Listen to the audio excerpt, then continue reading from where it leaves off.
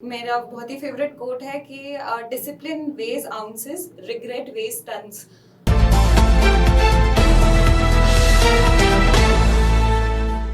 प्रिय विद्यार्थियों, वंदे मातरम। एक प्रेरक मुलाकात में आज हम आपकी मुलाकात करवाने जा रहे हैं भारतीय प्रशासनिक सेवा 2019 में 30वीं रैंक पर चयनित परी बिश्नोई से। परी, आपको बहुत बहुत बधाई। Thank you sir. बेटियों के पंखों में, परी के पंखों में एक परवाज होती है। जरूरत होती है कि हम बेटियों को एक हौसला, उत्साह और उमंग प्रदान करें कि आप भी इस लक्ष्य को प्राप्त कर सकते हो। और निसंदेह एक बेटी ने, परी बिश्नोई ने अपने आप को साबित कर कर दिखाया है। अच्छा परी, सबसे पहले ये बताइए कि आपको कैसा महसूस हो रहा है भारतीय प्रशासनिक सेवा के अधिकारी के रूप में चयनित होकर? ये मेरा बचपन से सपना था कि मैं प्रशासनिक सेवा में काम करूं। तो चयनित होके और अब जब काम करने का मौका मिल रहा है, अब हम अपनी डिस्ट्रिक्ट ट्रेनिंग पे हैं, तो बहुत ही जो सपना था वो सच होता है, तो बेहद खुशी तो होती ही है और रिस्पॉन्सिबिलिटी भी बहुत फील होती है। जिस तरह का ये पद है, तो रिस्पॉन्सिबिलिटी एंड हैप्पीनेस का कॉम्बिनेशन है। तो कौन सा कैडर आपको अलॉट हुआ है? मुझे सिक्किम कैडर अभी अलॉट हुआ है। अच्छा परी, मूलतः आप कहाँ के रहने वाले हैं? मैं मूलतः, मेरे पापा जो हैं वो काकड़ा गांव, नोखा तहसील, बीकानेर के रहने वाले हैं और अभी हम लोग अजमेर में सेटल्ड हैं। आपके पापा मम्मी की ये तस्वीर, शायद ये तस्वीर लबासना की है। बड़ा लबासना को लेकर क्रेज रहता है बच्चों में कि अगर लबासना पहुंच गए तो भारतीय प्रशासनिक सेवा का एक अंग बनने का मौका मिलेगा, बहुत कुछ सीखने के लिए मिलेगा। लेकिन मैं कई बार बच्चों से पूछता हूं कि इसका फुल फॉर्म क्या है, तो वो बता नहीं पाते। आप हमारे दर्शकों को, हमारे विद्यार्थियों को लबासना का फुल फॉर्म बता दीजिए। क्या वास्तव में ट्रेनिंग इतनी आकर्षक है, वहां की इतनी महत्वपूर्ण है? जी बिल्कुल। इसका नाम है Lal Bahadur Shastri National Academy of Administration. और जैसा कि हम सुनते आते हैं प्रिपरेशन के टाइम पे, सिलेक्शन से पहले, कि लबासना में ट्रेनिंग बहुत एक्साइटिंग होती है और उसका अपना एक अलग चार्म और मोटिवेशन रहता है सिलेक्शन के लिए। तो बिल्कुल वो 100% उस पर खरा उतरता है जब आप वहाँ पे जाते हैं, हर तरीके के लोगों से मिलते हैं और इतनी एक्टिविटीज़ आपको करवाई जाती है। आपके सीनियर ब्यूरोक्रेट्स, हर फील्ड से लोग आते हैं आपकी ट्रेनिंग में, आपका उस ट्रेनिंग का पार्ट बनने के लिए। तो डेफिनेटली मैं ये कहूँगी कि वो 100% उस पर खरा उतरता है।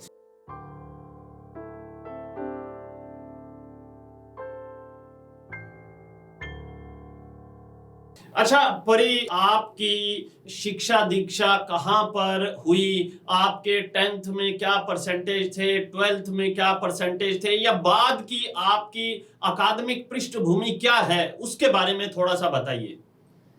तो मेरी मदर जो हैं वो पुलिस में हैं, तो उनकी वजह से उनका ट्रांसफरेबल जॉब रहा। तो शुरू में, मैं जब एकदम बचपन में थी, तो मैं बीकानेर में पढ़ती थी। फिर मैंने नागौर ग्रामोत्थान में 2 साल मैंने स्टडी किया। 5th क्लास में मैं अजमेर आ गई थी। वहाँ पे सेंट मेरीज कॉन्वेंट से मैंने अपना पूरा 12th क्लास तक का एजुकेशन कंप्लीट किया। 12th क्लास में मेरे पास फिजिक्स, केमिस्ट्री, मैथ्स, बायो चारों ही सब्जेक्ट थे, क्योंकि मुझे साइंस में बहुत इंटरेस्ट था। लेकिन एट द सेम टाइम मुझे डॉक्टर और इंजीनियर वाली फील्ड में नहीं जाना था, तो मैंने सब ले लिया। उसके बाद में मैंने पॉलिटिकल साइंस ऑनर्स किया दिल्ली यूनिवर्सिटी इंद्रप्रस्थ कॉलेज से। और उसके बाद में मैंने एमए भी किया पॉलिटिकल साइंस में ही महर्षि दयानंद सरस्वती यूनिवर्सिटी अजमेर से। अजमेर से, और इसका मतलब स्वाभाविक है कि आपका मीडियम इंग्लिश रहा। जी। तो जब आपने पोस्ट ग्रेजुएशन कर लिया, आपने मास्टर कर लिया, तो आपने अपने लक्ष्य की ओर बढ़ना, यानी कि आईएएस के लक्ष्य की ओर बढ़ना कब शुरू किया और किस प्रकार से अध्ययन को आगे बढ़ाया? हालांकि मेरा आईएएस बनने का सपना बचपन से था, तो मुझे बचपन से ही बनना था, लेकिन इसका मतलब ये नहीं कि मैंने बचपन से उसकी तैयारी करना शुरू कर दी। मेरा हमेशा से ये मानना था कि अगर आप स्कूल में हैं, अगर आप कॉलेज में हैं, तो आप उसके पाठ्यक्रम पे, उसके करिकुलम पे ध्यान दीजिए, क्योंकि ये जिंदगी के बहुत ही मूल आधार हैं। अगर आप अपने स्कूल में अच्छे से परफॉर्म करते हैं तो आपकी एक होलिस्टिक ओवरऑल पर्सनैलिटी बनती है।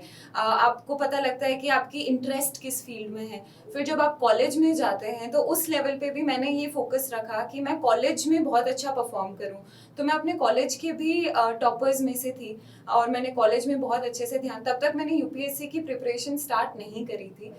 मैंने अपनी पर्सनैलिटी पे फोकस किया, क्योंकि मुझे लगता है कि एग्जाम तो 2 साल में निकल जाता है, लेकिन जो पर्सनैलिटी पे आप काम करते हैं वो लाइफ टाइम आपके साथ रहती है। और कॉलेज वो एक मौका है, एक प्लेटफॉर्म है जहाँ पे आपकी पर्सनैलिटी ग्रूम होती है। तो मैंने कॉलेज में फुल फोकस रखा, अपने सब्जेक्ट्स को पढ़ाई किया। लेकिन जब मैं कॉलेज से मेरा ग्रेजुएशन हो गया था तो आई वॉज 20 ईयर्स ओल्ड। मेरे पास 1 साल का गैप था एलिजिबल होने के लिए यूपीएससी के लिए। वो 1 साल मैंने पूरी तरीके से ड्रॉप किया और उस 1 साल में मैंने यूपीएससी की सीरियस प्रिपरेशन करना स्टार्ट कर दी थी। ठीक है, हॉबी क्या रही है आपकी? क्योंकि जैसा कि आपने पर्सनैलिटी डेवलपमेंट के बारे में बात की, तो स्वाभाविक है कि आपने एक्स्ट्रा करिकुलर जो एक्टिविटीज हैं अपने कॉलेज की, उनमें खूब पार्टिसिपेट किया होगा, आपने अपनी हॉबी को भी डेवलप किया होगा। तो क्या हॉबी आपकी रही? जी बिल्कुल, जैसे मुझे डांसिंग में बहुत इंटरेस्ट था। इनफैक्ट मैंने लबासना में भी बहुत सारे कल्चरल एक्टिविटीज़ में पार्टिसिपेट किया। मैंने कथक भी सीखा था, तो वो मेरा एक इंटरेस्ट था। सेकंड, मेरा ड्रामेटिक्स में इंटरेस्ट था, तो नुक्कड़ नाटक वगैरह में मैं पार्टिसिपेट करती थी। फिर प्रेजेंटेशंस वगैरह, रनिंग में मेरा इंटरेस्ट था, तो not fast running but long distance running को भी मैं परस्यू करती थी कॉलेज के टाइम पे। तो बीच में जब आप तैयारी कर रहे थे तो क्या कंटिन्यू दिल्ली रहे या कहीं अन्यत्र भी आपने रहकर प्रिपरेशन की? जब मेरा कॉलेज ख़त्म हो गया था, कॉलेज मेरा दिल्ली से ही हुआ और उसके बाद में मैंने कुछ टाइम तक दिल्ली रहने की कोशिश भी करी। वहाँ पे मैंने कोचिंग भी ज्वाइन करी, तो दिल्ली में मैं थी कुछ टाइम के लिए। लेकिन फिर वहाँ पे थोड़ा-सा माहौल की भी बात होती है, तो वो देख के मुझे ऐसा लगा कि वो मेरी प्रिपरेशन के लिए पर्सनली मुझे ऐसा लगा कि वो अनुकूल नहीं था। तो इसलिए मैं वापस घर आ गई और जो भी मेरे सारे अटेम्प्ट है मैंने घर पे रह के दिए। अपनी मम्मी की, मेरी जहाँ पे पोस्टिंग थी तो वो पुलिस स्टेशन में उनकी पोस्टिंग थी, तो वहीं पे जो उनका क्वार्टर था वहीं पे रह के मैंने अपनी पूरी प्रिपरेशन की और एग्ज़ाम भी वहीं से दिया। तो दर्शकों, आपने सुना। अब हम लोग सुनते हैं परी के मम्मी पापा को, देखते हैं वो परी के बारे में, परी के व्यक्तित्व के बारे में, परी के अध्ययन के तरीके के बारे में हमें क्या बताते हैं। परी का स्कूल टाइम से इसका एकेडमिक कैरियर बहुत अच्छा रहा है और फिर इसने दिल्ली विश्वविद्यालय से अपना ग्रेजुएशन किया है। वहाँ भी इसने अपना 100% दिया कॉलेज को। लेकिन जब इसने यूपीएससी का लक्ष्य लिया, उसके बाद इसने सारी बाहरी चीज़ों को छोड़कर अपने लक्ष्य को ईमानदारी से इसने पूरा किया और एकदम सात्विक साधु संतों की तरह इसने जो तपस्या करते हैं उस तरह से इसने सारा सोशल मीडिया, मोबाइल, ये सब चीज़ें बंद करके और इसने अपने 100% दे के और अपना ये मनपसंद जो इसका लक्ष्य था उसको इसने प्राप्त किया। और ये हमेशा से अपनी उसमें बहुत ईमानदारी रखी है अपने लक्ष्य को प्राप्त करने में और उसी से ये संभव हो पाया है। तो आपके मम्मी पापा ने ये कहा कि आपने एक संत की भांति, एक तपस्वी की भांति, एक योद्धा की भांति अपने लक्ष्य के लिए साधना की है। देखिए, इस समय हमें छोटे बच्चे भी सुन रहे हैं, तो मैं चाहूंगा कि आप स्वयं बच्चों को ये बताइए कि आईएएस परीक्षा का पैटर्न क्या है, यानी इसका पहला चरण क्या होता है, उसमें कितने अंकों की परीक्षा होती है, कितने पेपर होते हैं, दूसरा चरण क्या कहलाता है, उसमें पेपर्स की संख्या क्या है, पेपर का तरीका क्या है, और तीसरा चरण क्या कहलाता है। बिल्कुल, आईएएस की जो परीक्षा है ये 3 चरणों में होती है। सबसे पहला है प्रीलिम्स, जिसमें 2 एग्ज़ाम्स होते हैं, 200-200 नंबर के एग्ज़ाम्स होते हैं। उसमें एक फर्स्ट वाला जो है वो जनरल स्टडीज़ का पेपर होता है, सेकंड होता है सीसैट का। सीसैट का जो पेपर है वो सिर्फ क्वालिफाइंग होता है, उसमें 33% मार्क्स आपको चाहिए रहता है, और जो मेरिट लिस्ट तैयार होती है जिसके बेसिस पे सिलेक्शन होता है वो है जीएस का paper 1। GS paper 1 MCQ type paper होता है जिसमें 100 क्वेश्चंस रहते हैं, 4 ऑप्शंस रहते हैं, और उसके बाद में जो लोग around 10-15,000 depending on the vacancy, वो 10-15,000 प्रीलिम्स क्वालिफाई करते हैं, फिर वो मेंस के लिए एलिजिबल होते हैं। मेंस में टोटल 9 पेपर्स होते हैं, जिसमें से 2 लैंग्वेज के पेपर्स होते हैं, जनरली हिंदी और इंग्लिश। उसके अलावा ऑप्शनल का कंफ्यूजन बहुत लोगों को रहता है कि ऑप्शनल कितने हैं। ऑप्शनल एक ही है, लेकिन उसके पेपर 2 होते हैं, तो 2 पेपर ऑप्शनल के होते हैं। उसके अलावा एक एसे का पेपर होता है जो सबसे पहला पेपर होता है, और 4 जीएस के पेपर होते हैं, जनरल स्टडीज़, जिसमें एथिक्स, हिस्ट्री, ज्योग्राफी वगैरह सारे सब्जेक्ट्स कवर हो जाते हैं। ये टोटल मिला के 1750 नंबर का पूरा हो जाता है, और प्रीलिम्स के मार्क्स के बेसिस पे मेंस देने के लिए मिलता है, लेकिन प्रीलिम्स के नंबर रैंक लिस्ट में नहीं जुड़ते हैं। फिर इसमें अराउंड 2-2.5 हज़ार बच्चों का सिलेक्शन होता है मेंस के बेसिस पे, और फिर उनको इंटरव्यू कॉल आता है। इंटरव्यू 275 मार्क्स का होता है, और फिर फाइनल जो मेरिट लिस्ट बनती है वो मेंस और इंटरव्यू दोनों के नंबर के बेसिस पे बनती है। तो विद्यार्थियों, आपने आईएएस के पेपर पैटर्न को परी के श्रीमुख से जाना, समझा। अच्छा, अब बात करते हैं प्रीलिम्स से। हम लोग स्टार्ट करेंगे। प्रीलिम्स में जो जीके एंड जीएस का पेपर है उसमें मोटे रूप में 7 पार्ट हैं। Geography, history, polity, economics, environment, science and technology और करंट अफेयर्स। हमारे बच्चे हमेशा ये जानना चाहते हैं कि ज्योग्राफी के लिए क्या पढ़ें, तो आपने ज्योग्राफी के लिए क्या पढ़ा? देखिए, ज्योग्राफी एक ऐसा सब्जेक्ट है जो समझ में आना बहुत ज़रूरी है। तो ज्योग्राफी में यूजुअली लोग क्या गलती करते हैं, जो मैंने देखा है कि वो सिर्फ चीज़ों पे रटने पे ध्यान देते हैं, लेकिन अगर आप पेपर पैटर्न देखेंगे तो ज्योग्राफी में बहुत ही ज़्यादा कॉन्सेप्चुअल टाइप के क्वेश्चंस आते हैं। बिल्कुल दूसरे टाइप के भी आते हैं जो एकदम फैक्ट बेस्ड होते हैं, लेकिन ज्योग्राफी में मेरा फोकस ये था कि मैं चीज़ों को समझूं, जैसे प्लेट टेक्टोनिक्स थ्योरी है, या फिर जो भी दूसरे टाइप की थ्योरीज है वो आपके समझ में आना चाहिए। तो उसके लिए मेरे हिसाब से जो 11th और 12th की जो एनसीईआरटी है वो बहुत ही मेजर पार्ट ऑफ आपका प्रिपरेशन बनेगा ज्योग्राफी के लिए। जीसी लियोंग बहुत लोग सजेस्ट करते हैं, पर्सनली मैंने उसको नहीं पढ़ा था। वाजीराम एंड रवि के नोट्स मैंने इसमें देखे थे, स्पेशली फॉर ज्योग्राफी। और उसके अलावा एक अगर आपको समझने के लिए चाहिए तो एक रतंजल मैम है जो मृणाल के चैनल में यूट्यूब पे है, तो वो बहुत अच्छे से विस्तार से उसको अच्छे से पढ़ाती है। तो जो भी कॉन्सेप्ट मुझे समझ में नहीं आते थे वो मैं ऑनलाइन वीडियो देख लेती थी। तो ऐसे ऑनलाइन भी फ्री में कई सारे ऐसे इनिशिएटिव है जो आपको नहीं समझ में आता, आप टाइप करेंगे तो आजकल मेरे हिसाब से यूट्यूब पे सारा सोल्यूशन है। आप अगर किसी थ्योरी को समझना चाहते हैं तो वो एकदम उसको वर्चुअली दिखा के बहुत अच्छे से समझाते हैं। तो मेन फोकस आपका 11-12 की एनसीईआरटी रहना चाहिए, लेकिन इसको समझने के लिए आप ये वीडियोस भी देख सकते हैं। अच्छा, हिस्ट्री के लिए आपने कौन सी किताब पढ़ी? हिस्ट्री के लिए मेरे बहुत ही सिंपल था, मैंने स्पेक्ट्रम ही पढ़ी। मैंने प्रीलिम्स के लिए भी स्पेक्ट्रम पढ़ी और मेंस के लिए भी, और स्पेक्ट्रम भी मेरे पास पुराने वाली थी जो एकदम छोटी सी जो आती थी, वो मैंने इस अटेम्प्ट में भी वही करी क्योंकि वो मैंने बहुत बार पहले पढ़ रखी थी। तो मॉडर्न हिस्ट्री के लिए आई थिंक स्पेक्ट्रम मेरे लिए मोर देन सफिशिएंट थी, उसी को मैंने बार बार किया। एंशिएंट हिस्ट्री के लिए भी मैंने एक ही सोर्स रखा जो था 11th और 12th की तमिलनाडु एनसीईआरटी, पुरानी वाली old NCERT.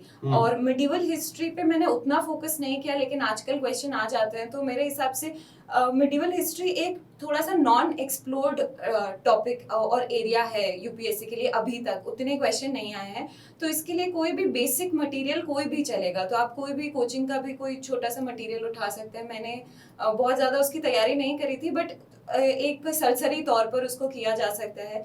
In fact old NCERT भी मिडिवल हिस्ट्री के लिए काफ़ी रहेगी। और आर्ट एंड कल्चर के लिए आपने कुछ स्पेशली देखा? मैंने बस नितिन सिंघानिया की बुक को अच्छे से किया था, उसके अलावा मैंने कुछ नहीं किया। मेरा ये उद्देश्य था कि मैं जितना लिमिटेड चीज़ें करूं उसी को बार बार करूं। उसमें लोग आई थिंक 11th क्लास की एनसीईआरटी को भी बताते हैं, लेकिन वो मैं समय के अभाव के कारण उसको कर नहीं पाई थी। मैंने सिर्फ नितिन सिंघानिया की बुक को किया, और जो 11th-12th की तमिलनाडु एनसीईआरटी है उसमें भी काफ़ी हद तक art and culture already cover हो जाता है। और पॉलिटी तो आपका खुद का सब्जेक्ट रहा होगा, तो इसलिए आपको कोई विशेष इसमें समस्या नहीं आई प्रीलिम्स के लिए। फिर भी जो बच्चे हैं वो प्रीलिम्स के लिए कौन सी किताब पढ़ें? जी, मेरा सब्जेक्ट पॉलिटिकल साइंस रहा है, लेकिन प्री के हिसाब से हमें लक्ष्मीकांत पढ़नी होती है, और उसी को मैंने एज अ बाइबल लक्ष्मीकांत को अगेन एंड अगेन किया था, और मेरे हिसाब से वो काफ़ी सफिशिएंट रहती हैं। उसको अगर करंट अफेयर्स के साथ आप क्लब कर दें तो। इकोनॉमिक्स को लेकर बच्चों के मन में बड़ा कंफ्यूजन रहता है कि प्रीलिम्स में इकोनॉमिक्स कहाँ से पढ़ें, तो आपने क्या पढ़ा? इकोनॉमिक्स और ज्योग्राफी अगेन दोनों ऐसे सब्जेक्ट है जो समझ के ज़्यादा हैं। तो इकोनॉमिक्स भी आप जितना उसको अच्छे से समझेंगे, उसकी कोई ऐसी किताब नहीं है। शंकर आईएएस के नोट्स वगैरह बताते हैं काफ़ी अच्छे, मैंने नहीं किए थे बट वो एक बहुत अच्छा सोर्स है अगर किसी को करना है। मेरा इकोनॉमिक्स काफ़ी वीक था क्योंकि मेरे पास 10th क्लास तक इकोनॉमिक्स था, उसके बाद मैंने कभी 11th-12th में नहीं था, ग्रेजुएशन में नहीं था, तो मुझे काफ़ी शुरुआत से शुरू करनी पड़ी। तो इकोनॉमिक्स में मेरा ये सलाह रहेगी कि अगर कोई टीचर आपको पढ़ा दे, कोई बेसिक फंडामेंटल समझा दे, तो वो एक अच्छा तरीका है। और अगर वो नहीं है तो मृणाल सर के वीडियोस हैं, यूट्यूब पे हैं, बहुत अच्छे से इन डेप्थ। मैंने उनके आई थिंक 56 वीडियोस थे, मैंने उनको 3-3 4-4 बार देखा क्योंकि मेरा इकोनॉमिक्स इतना वीक था। तो वो मैंने देखा, उससे मैंने बहुत अच्छे से समझने की कोशिश करी, और उसके बाद में जो इकोनॉमिक सर्वे है और बजट है वो आप कर लेते हैं तो इकोनॉमिक्स आई थिंक काफी हद तक कवर हो जाता है। पर्यावरण यानी कि एनवायरनमेंट, उसके लिए आपने क्या पढ़ा? एनवायरनमेंट एक बहुत ही डायनामिक सब्जेक्ट है, उसके लिए कोई एक किताब तो काफी नहीं है, लेकिन शंकर आईएएस मैंने उन्हीं सोर्सेज पे ध्यान दिया जो एकदम बहुत ही कॉमन है, जो कॉमन सोर्सेज हैं उनको मैंने बार बार किया। ऐसा नहीं है कि मैंने कुछ बहुत अलग सोर्सेज किसी चीज के लिए लिए, क्योंकि मेरा मानना था कि इनसे सिलेक्शन हो सकता है, इनको अच्छे से करने से। तो मैंने शंकर आईएएस को ही अच्छे से किया। बाकी डायनामिक सोर्सेज, जैसे मैं यूट्यूब चैनल्स बहुत देखती थी।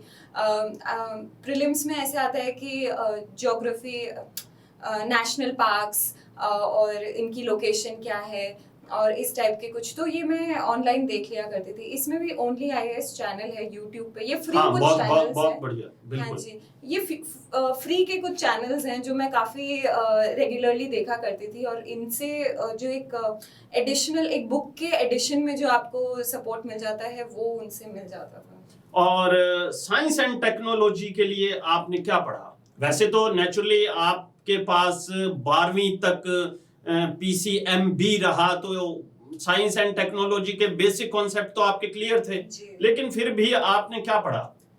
साइंस एंड टेक्नोलॉजी में अगेन आप एनसीईआरटी करेंगे तो वो मोर देन सफिशिएंट है। आपके पास अगर साइंस का बैकग्राउंड रहा है तो उतना ज़्यादा ध्यान देने की ज़रूरत नहीं है। लेकिन फिर भी जैसे 5th-6th क्लास में छोटी छोटी चीज़ें होती है जो हम वैसे मिस कर जाते हैं, लेकिन आप एनसीईआरटी अच्छे से करेंगे तो वो मोर देन सफिशिएंट है, और उसके साथ में उसके करंट अफेयर्स को आप क्लब कर सकते हैं। तो एनसीईआरटी इज इट। और करंट अफेयर्स के लिए ये एक बहुत ही बड़ा इशू रहता है। लोग कहते हैं कि अगर अखबार पढ़ते हैं तो इतना टाइम लग जाता है, अगर वीडियोस देखते हैं तो इतना टाइम लग जाता है, क्या करें, कैसे पढ़ें, ये बहुत ही ज्यादा कंफ्यूजिंग रहता है स्टूडेंट्स के लिए। तो आप क्या राय देती हैं इस विषय पर? I agree sir. ऐसा है कि करंट अफेयर्स मुझे लगता है कि पूरे यूपीएससी की जो प्रिपरेशन है उसमें सबसे ज़्यादा कंफ्यूजिंग और वो पार्ट है जिसके लिए बच्चे सबसे ज़्यादा परेशान होते हैं कि कहाँ से करें, कैसे करें, इसको कवर अप कैसे करें। तो मेरा ऐसा प्लान रहता था कि एक तो डेली बेसिस पे कुछ कुछ आपको करना चाहिए। या तो आप न्यूज़पेपर पढ़ सकते हैं, लेकिन उसका भी कोई बहुत ज़्यादा हार्ड एंड फास्ट रूल नहीं है कि न्यूज़पेपर पढ़ना है, आपको डेली बेसिस पे अवेयर रहना है। तो मैं ओनली आईएएस का वीडियो देखा करती थी ज़्यादा। उसमें ऐसा होता था कि मेरा 10 दिन का मिस भी हो गया तो भी मैंने एक साथ बैठ के 10 दिन का देख लिया, तो वो एक बर्डन नहीं आता था। तो डेली बेसिस पे मैं वो देख लिया करती थी। और बाद में धीरे धीरे जब मुझे इश्यूज समझ, क्या होता है कि हम एकदम से प्रिपरेशन स्टार्ट करते हैं, न्यूज़पेपर पढ़ते हैं तो समझ में ही नहीं आता है कि उसमें क्या पढ़ें, उसमें रेलेवेंट चीज़ क्या है, हम उसमें 3-4 घंटे लगा देते हैं। तो वो मेरे साथ भी थी। और आप जैसे कोई इशू चल रहा है तो उसके आगे पीछे का वो समझ में ही नहीं आता है। जैसे अभी अगर कोई प्रिपरेशन स्टार्ट करेगा तो उसको अफगानिस्तान का इशू नहीं समझ में आएगा। तो इन केसेस के लिए अगर आप शुरू के 10-15 दिन अगर ओनली IAS जैसा कोई चैनल है जो इश्यूज को विस्तार से डिस्कस करता है तो एक बेस बन जाता है। उसके बाद न्यूज़पेपर पढ़ना भी इजी हो जाता है। तो मेरे हिसाब से वो एक अच्छा तरीका है स्टार्ट करने के लिए। मैंने ऐसे ही स्टार्ट किया था। इस अटेम्प्ट तक जाते जाते, मेंस तक जाते जाते मैंने खुद थोड़ा न्यूज़पेपर पढ़ने का आदत डाला था, बट मेजरली यही था। लेकिन करंट अफेयर्स में सिर्फ इतना काफ़ी नहीं है। आपको इसको सपोर्ट करना पड़ेगा एक मंथली मैगजीन के साथ। मंथली मैगजीन में वो लोग इशू को कंसोलिडेट करके बहुत अच्छे से उसको प्रेजेंट करते हैं। जैसे अगर कोई न्यूज़ है, गवर्नर पे न्यूज़ है, तो आपने न्यूज़ देख ली, लेकिन आप मैगजीन पढ़ेंगे तो उसमें गवर्नर का कॉन्स्टिट्यूशनल आर्टिकल भी मेंशन रहेगा और भी 4-5 बातें मेंशन रहेंगी जो न्यूज़पेपर में नहीं होंगी लेकिन UPSC पर्सपेक्टिव से इम्पॉर्टेंट होंगी। तो इट्स इम्पॉर्टेंट कि एक तो आप डेली बेसिस पे कुछ भी एक चीज़ या तो न्यूज़पेपर पढ़ लें या आप कोई वीडियो देख लें, तो आप डेली अपडेट रहें। और एक मंथली आप एक कोई मैगजीन कर लें, उसमें ज़्यादा टाइम नहीं लगता है। मेरे हिसाब से 2 या 3 दिन में एक मैगजीन कंप्लीट हो जाती है। तो ये 2 मेरे वो थे। इसके अलावा अच्छा, अब एक चुनौतीपूर्ण पेपर भी प्री में होता है जिसे क्वालिफाइंग करना जरूरी है। और कई बार क्या होता है कि GK GS के पेपर में बहुत अच्छे मार्क्स स्कोर करने के बाद भी CSET क्लियर नहीं हो पाता। तो CSET के लिए क्या विधा बच्चों को अपनानी चाहिए? ये एक्चुअली मेरे ही साथ हुआ था और इसी अटेम्प्ट में हुआ था कि मेरे पहले पेपर में आई थिंक 120 प्लस मार्क्स थे और मैं काफ़ी कॉन्फिडेंटली बाहर आई थी। लेकिन CSAT का पेपर मेरा बहुत बुरी तरीके से बिगड़ गया था, तो मुझे लगा नहीं था कि इस बार का प्रीलिम्स मेरा क्लियर होगा। CSAT इसलिए बिगड़ा क्योंकि हम उसे काफ़ी इग्नोर कर देते हैं। मुझे ऐसा लगता था कि मेरे पास 12th क्लास तक साइंस थी तो उसे पढ़ने की ज़रूरत नहीं है। तो मेरा काफ़ी मार्जिन में CSAT का पेपर क्लियर हुआ, तो मैं उसको इग्नोर नहीं करना चाहिए, लेकिन उससे बहुत ज़्यादा डरना भी नहीं चाहिए। मैंने ऐसे देखा है कि लोग उसकी भी बहुत ज़्यादा तैयारी करते हैं, उसके बहुत एग्जाम्स। तो आपको थोड़ा सा एक बैलेंस्ड अप्रोच की इसमें ज़रूरत है। इसमें सबसे ज़्यादा इंपॉर्टेंट है प्रीवियस ईयर के क्वेश्चंस। आप प्रीवियस ईयर क्वेश्चंस देखें, उसमें एक पैटर्न आता है कि प्रोबेबिलिटी पे क्वेश्चन आएंगे, परसेंटेज पे आएंगे, रिवर के फ्लो पे आएंगे, या फिर जैसे कि एक राउंड टेबल पे क्वेश्चन आएंगे। तो एक पैटर्न है, आप वो पैटर्न देखो और उस टाइप के क्वेश्चंस आप प्रैक्टिस करो।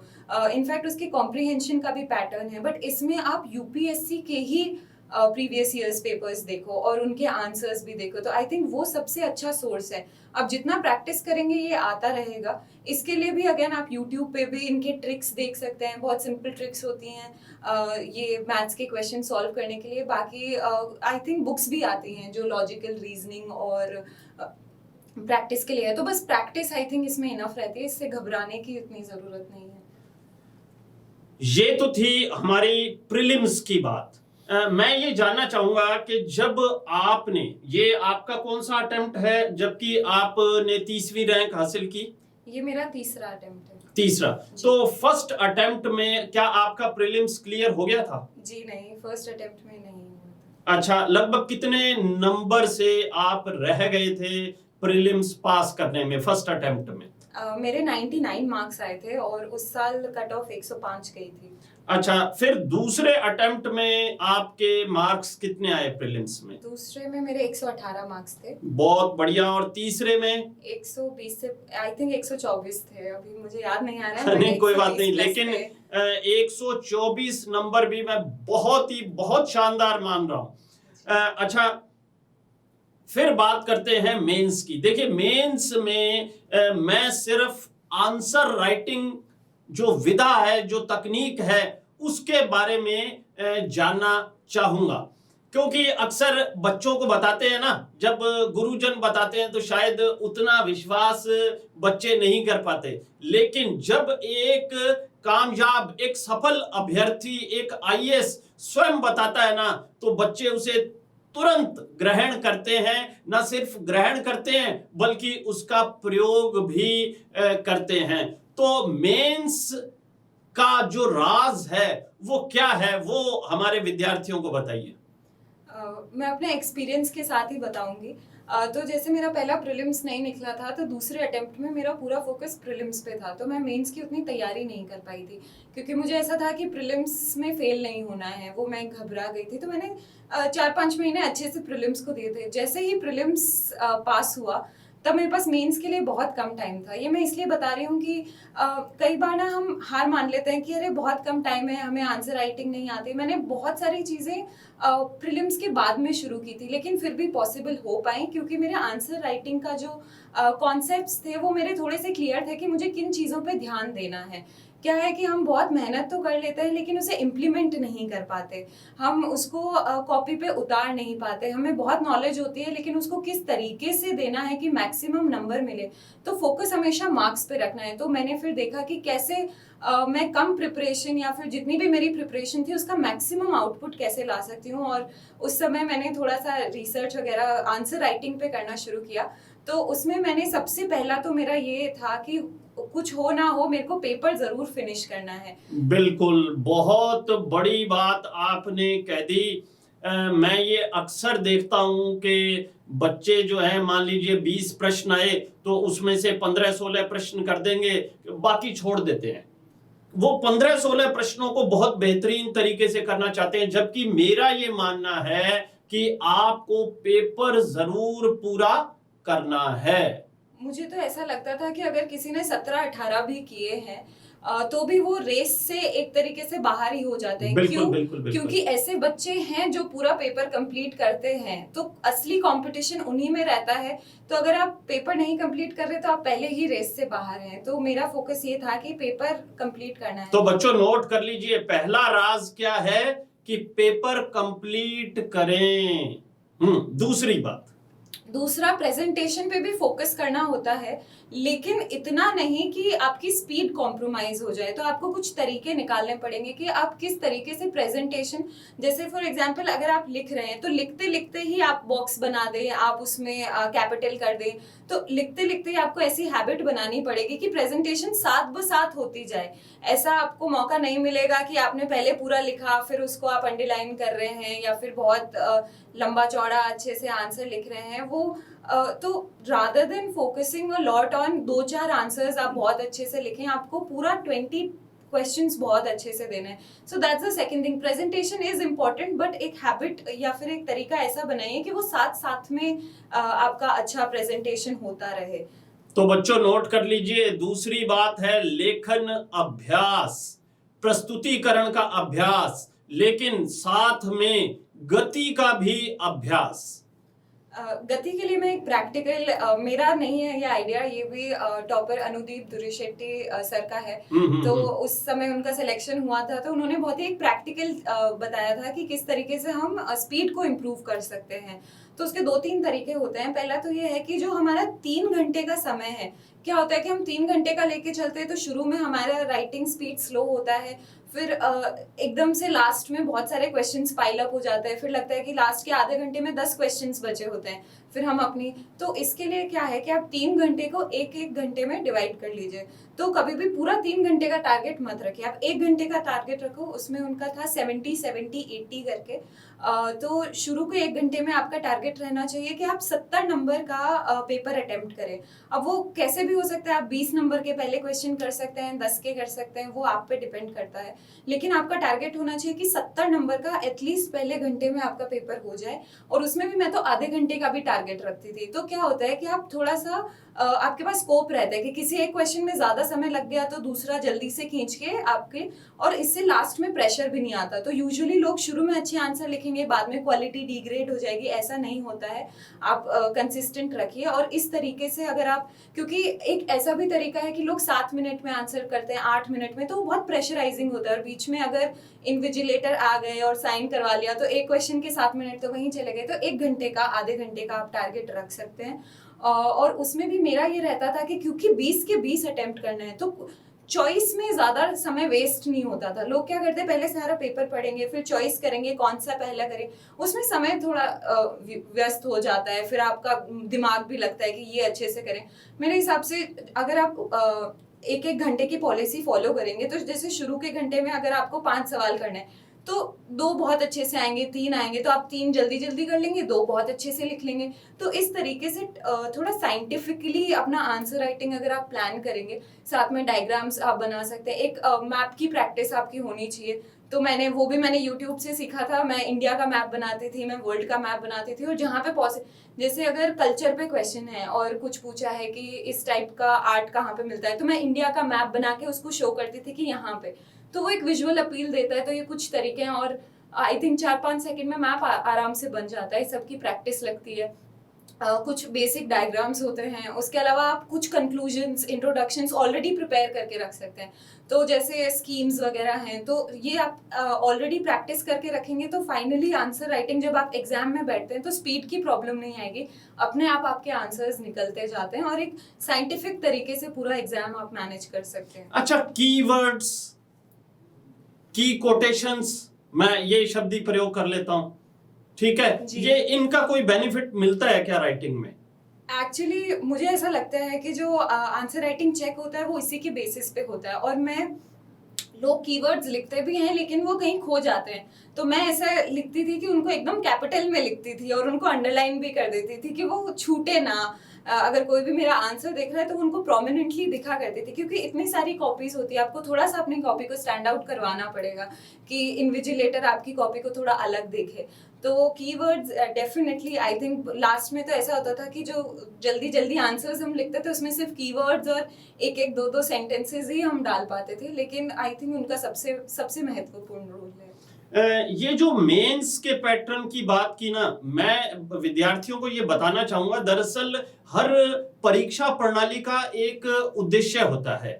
मान लीजिए एक जिला कलेक्टर है, उन्हें बहुत सारे आयामों पर, बहुत सारे डायमेंशंस पर काम करना होता है, और अपने काम को वो अधूरा नहीं छोड़ सकते कि मैंने 75% कर दिया और बहुत ही शानदार किया। नहीं, आपको 100% ही काम करना पड़ेगा। तो बस यही उद्देश्य इस मुख्य परीक्षा में झलकता है, इस बात को आपको समझना होगा। खैर, अब बात करते हैं साक्षात्कार की। तो आपने दूसरे अटेम्प्ट में जब साक्षात्कार दिया तो आपको कितने अंक प्राप्त हुए? सेकेंड अटेम्प्ट में मेरा पहला इंटरव्यू था, तो मुझे 175 मार्क्स मिले। बहुत बढ़िया, 175 को भी मैं बहुत बढ़िया अंक मानता हूं। 275 में से 175। और फिर सेकंड अटेम्प्ट से मतलब ये कि जबकि आपने दूसरी बार इंटरव्यू दिया और इस बार जबकि आप 30वीं रैंक पर चयनित हुई, तब आपको कितने अंक इंटरव्यू में प्राप्त हुए? जी, इस बार खुशकिस्मती से, लक से मेरे को 200 मार्क्स। पूरे 200? जी बिल्कुल। बहुत ही शानदार, क्योंकि मेरा ये मानना है कि 200 का जो ये आंकड़ा है उसे बहुत कम लोग ही छू पाते हैं, जो बहुत ब्रिलियंट होते हैं, जो बहुत ही लकी भी होते हैं। तो खैर, आपको शुभकामनाएं हैं इसके लिए। अब बात करते हैं, कई बार ये कहा जाता है कि जिनका परिवार विशेष होता है, जिसके पास माता पिता की सपोर्ट होती है, जिसके पास आर्थिक संसाधन होते हैं, जो अंग्रेजी मीडियम में पढ़ा होता है, वही आईएएस बन सकता है। क्या आप मेरी इस बात से या इस प्रचलित उक्तियों से सहमत हैं या असहमत हैं? तो मैं असहमत हूँ। ठीक है, बहुत बढ़िया, मैं भी असहमत हूँ मेरी इस बात से। जी, क्योंकि जब मैं ट्रेनिंग में गई और मैंने देखा, तो हमारे साथ में इतने डाइवर्स बैकग्राउंड से लोग थे, विलेज बैकग्राउंड से थे, सरकारी स्कूलों में पढ़ के आए थे, बहुत लोग हिंदी मीडियम में उनकी पूरी शिक्षा रही है। तो उनको देख के मुझे ऐसा लगा, बहुत स्ट्रांगली लगा कि यूपीएससी एक ऐसा एग्ज़ाम है जिसको कोई भी क्लियर कर सकता है। उसके लिए इनफैक्ट अभी जो ज़्यादा सिलेक्शंस हो रहे हैं वो उस पर उतना ज़्यादा जैसे दिल्ली जाने की भी ज़रूरत नहीं है। बहुत से लोग अपने घरों में रह के भी उन्होंने तैयारी करी है। तो ये तो मैंने एज एन एग्जाम्पल देखे हैं। मेरे कितने ही दोस्त हैं जो बहुत ही हम्बल बैकग्राउंड से और अपने आप अपने बलबूते पे वो यहाँ तक पहुंचे हैं। अच्छा, एक बात मैं पूछना आपसे भूल गया, इसलिए अब पूछ लेते हैं, नहीं तो हमारे दर्शकों को, हमारे विद्यार्थियों को शिकायत रहेगी कि मुख्य परीक्षा में आपके अंक नहीं पूछे। चलिए अब देखते हैं आपकी मार्कशीट।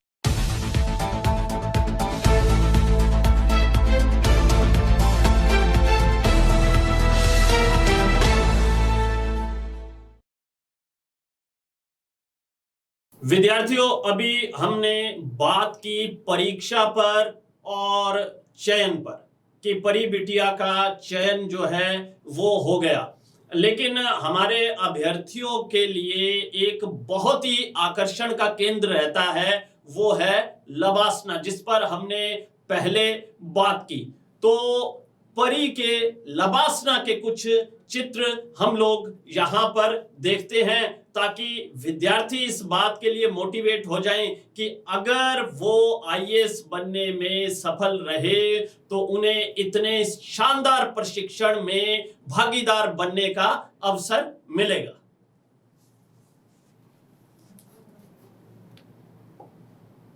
ये शायद मेन गेट है और ये लबासना में आपका फोटो, और मुझे लगता है कि इसके ऊपर लाल बहादुर शास्त्री साहब का एक स्टैच्यू लगा हुआ है, फेमस स्टैच्यू है, और ये फर्स्ट डे की फोटो है जब अच्छा। हमने फर्स्ट डे में वहां पे ज्वाइनिंग किया था जी। ठीक है, और ये लगता है आपका ग्रुप जी। ये फाइनल डे का फोटो है, वो फर्स्ट था और ये लास्ट है। फर्स्ट जब हम आए थे तो अकेले आते हैं, कोई फोटो खिंचवाने के लिए था नहीं, लेकिन लास्ट में जाते जाते कुछ अच्छे दोस्त भी बन जाते हैं, और बीच में आप हैं। जी जी। ठीक ठीक ठीक ठीक। और ये शायद किसी कल्चरल एक्टिविटी का, अभी आपने कहा कि डांसिंग आपका जो शौक रहा है, हॉबी रही है, तो ये भी लगता है किसी कल्चरल एक्टिविटी का चित्र है। तो आप परिचय भी करवा दीजिए इन सभी का। जी, ऐश्वर्या शौरान, ये मेरे हॉस्टल में ही मेरे पास में रहती थी। तो जो हमारा फाउंडेशन कोर्स होता है उसमें सारे सर्विसेज के लोग साथ में आते हैं। तो जैसे फॉरेन सर्विसेज से ऐश्वर्या थी, महक आईपीएस में थी, Vishakha Yadav was rank 6 IAS में ही थी, दर्पण Ahluwalia she was one of the topper IPS of the batch, she is also a doctor. तो ये मेरे अच्छे दोस्त थे और हमने साथ में कल्चरल एक्टिविटी में पार्टिसिपेट किया था। ये मसूरी का चित्र है। ये मसूरी के कुछ पास में हम लोग हिमालयन ट्रैक पे जाते हैं। अच्छा। तो ये ट्रैक हमारी ट्रेनिंग का एक हिस्सा होती है, जिसमें हमें एडवर्स सर्कमस्टेंसेस में बिना फोन के, बिना सरवाइव करना, हम अपने टेंट भी खुद लगाते हैं। तो ये उस ट्रैक का एक फोटो है। ये क्लास के बीच का फोटो है, तो हमें आईडी कार्ड्स मिलते हैं फॉर्मली। ये ग्राउंड है, पीछे हमारी क्लासेस होती थी। ये गैंगटॉक में मेरा जो फर्स्ट ज्वाइनिंग गैंगटॉक में आपकी हुई। तो अभी वर्तमान में आप सिक्किम में प्रशिक्षु आईएएस अधिकारी के रूप में किस पोस्ट पर काम कर रही हैं? जी, हमें पोस्ट तो assistant collector, assistant commissioner under training की मिलती है, लेकिन अटैचमेंट्स और independent charges as a part of training मिलते रहते हैं। तो जैसे बीडीओ का इंडिपेंडेंट चार्ज मिलता है, तहसीलदार का मिलता है, एसडीएम का मिलता है। उसके साथ में हमारे सारे जो दूसरे लाइन डिपार्टमेंट्स होते हैं उनके साथ में अटैचमेंट्स होते हैं।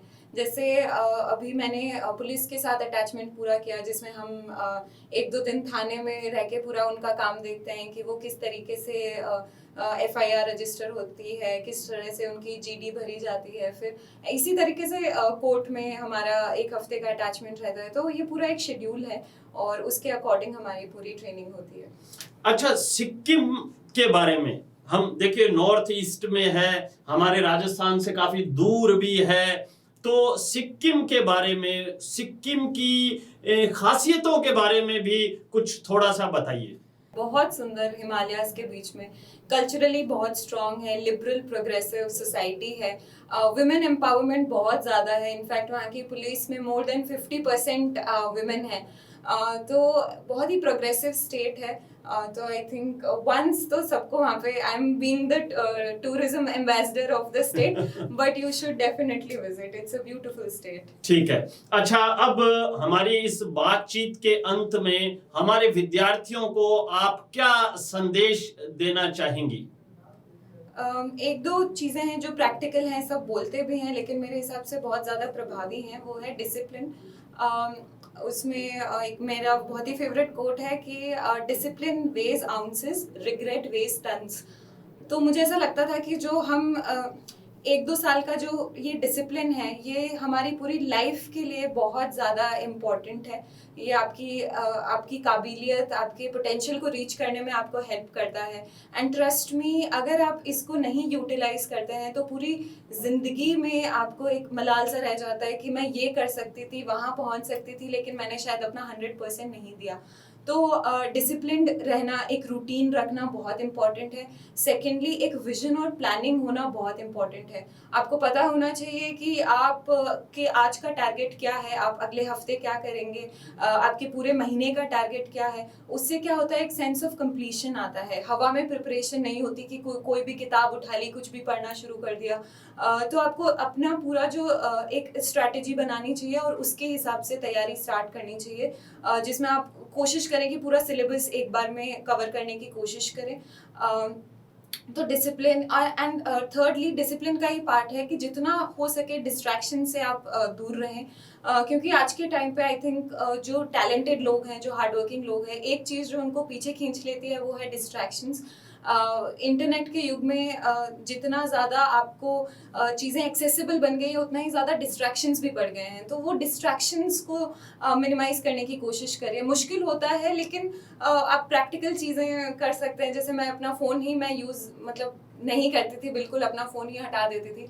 तो इस तरीके से आप अपने पूरे जो प्रिपरेशन है उसको स्ट्रैटेजाइज करके एक विजन रखें। And lastly, I think confidence is one thing that will take you through the whole examination. तो कॉन्फिडेंस जब तक नहीं आएगा तब तक आपका एक स्टेज भी निकलने में, I am telling this out of my own experience. तो जब मेरा फर्स्ट अटेम्प्ट था तो कॉन्फिडेंस की कमी के कारण मैं बोलती हूँ कि मेरा प्रीलिम्स नहीं निकला था। मेरी तैयारी तब भी थी और मैं तब भी काबिल थी एग्ज़ाम क्लियर करने के, लेकिन वो एक कॉन्फिडेंस, वो एक बिलीफ नहीं था कि इतने बड़े लेवल का एग्ज़ाम निकल सकता है क्या। तो और वो कॉन्फिडेंस आता है मेहनत से और sense of completion of the preparation से। तो वो आप रखेंगे और अपने आप पे जब आप कोई भी एग्ज़ाम देने के लिए रूम में एंटर करते हैं तो मन में एकदम बिलीव करके जाइए कि आपकी तैयारी पक्की है, आप इस एग्ज़ाम के लिए बने हैं और आप ये निकाल के रहेंगे। तो वो कॉन्फिडेंस से ही I think 50% of the examination आपका क्लियर हो ही जाता है। बहुत बढ़िया। परी बिटिया को 30वीं रैंक प्राप्त करने पर एक बार पुनः बहुत बहुत बधाई, आशीर्वाद और शुभकामनाएं। जय हिंद, जय भारत, जय राजस्थान।